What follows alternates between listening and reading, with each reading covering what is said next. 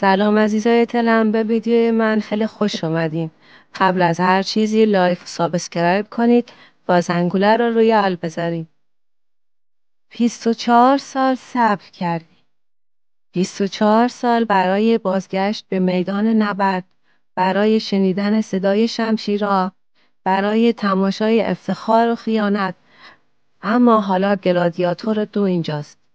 سوال اصلی این است که آیا این فیلم دنباله شایسته ای است یا فقط یک سایه پیچان از شاهکار ریدلی اسکات؟ برگردیم به سال 2000، زمانی که ریدلی اسکات با فیلم افسانه‌ای تاریخ را تغییر داد.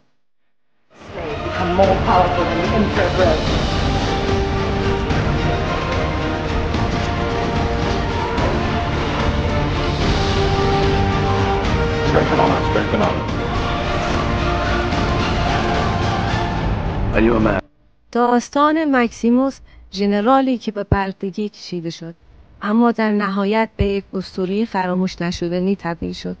فیلمی که نه تنها 5 جایزه اسکار برد، بلکه یکی از بهترین آثار سینمایی حماسی تاریخ شد.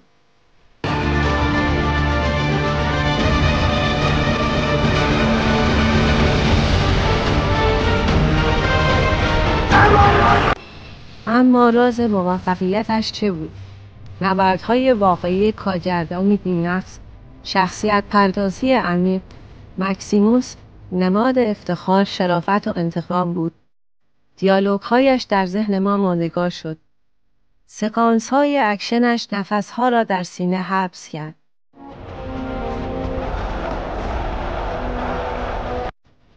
اما حالا گلادیاتور 2 تونسته همون مسیر رو ادامه بده. این بار قهرمان داستان مکسیموس نیست، بلکه پسری است که در قسمت اول کودکی پیش نبود.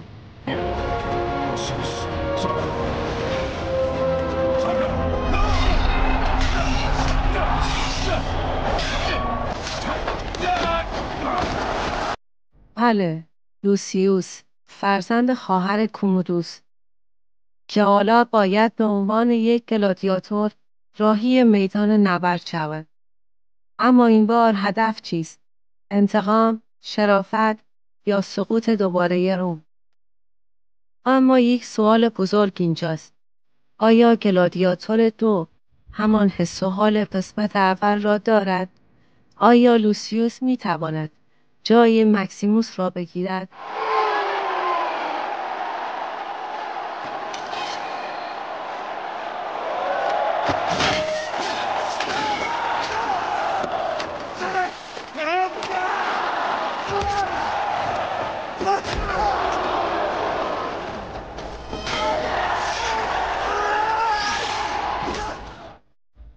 در گلادیاتور 1 صحنه‌های اکشن به شدت واقعی و بیرحمانه بود، اما حالا در دنباله آن شاهد استفاده بیشتر از جلوه‌های ویژه هستیم.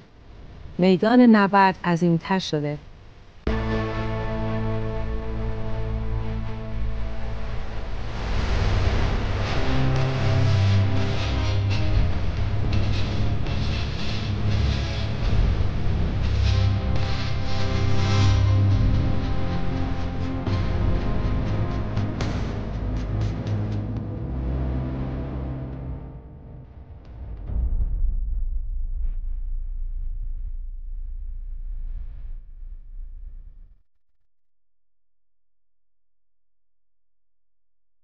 اما آیا همچنان آن حس و حال را دارد؟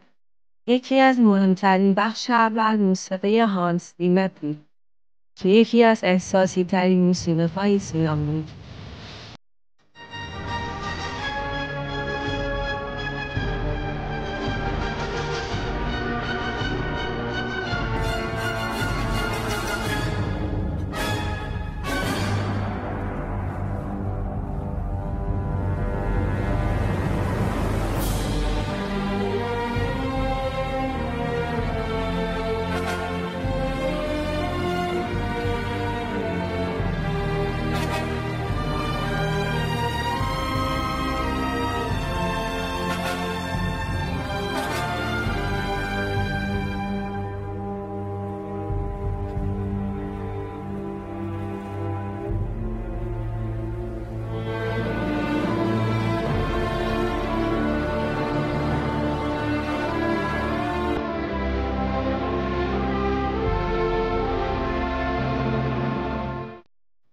اما این سوال مطرح است: آیا این فیلم می تواند همان حس و حال گلادیاتور یک را بازسازی کند؟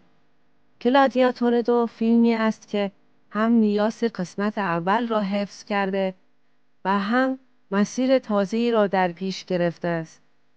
اما حال گلادیاتور 2 آنچنان گوها به پا کرده است. ریدلی اسکات در مقام کارگردان یک بار دیگر جهان روم را به تصویر کشید. اما آیا این دنباله به اندازه قسمت اول جاودانه خواهد شد؟ نظر شما چیه؟ آیا گلادیاتور 2 شایسته نامش است؟ از همراهی شما سپاسگزارم. لایک و سابسکرایب یادتون نره.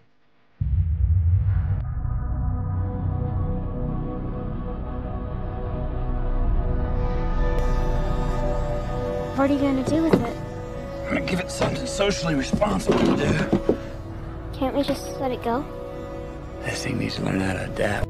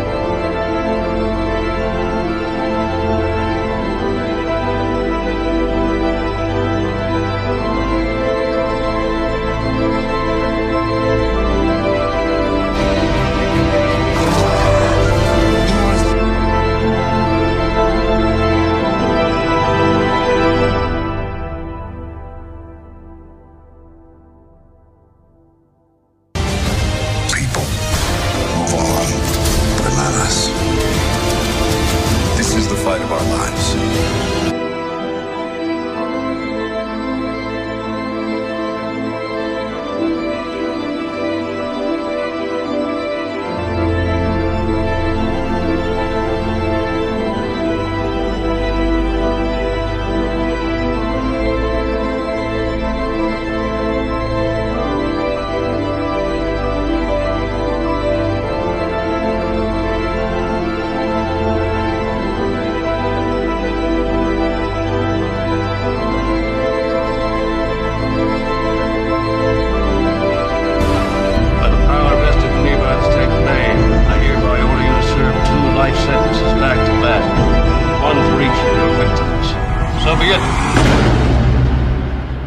Believe in two things.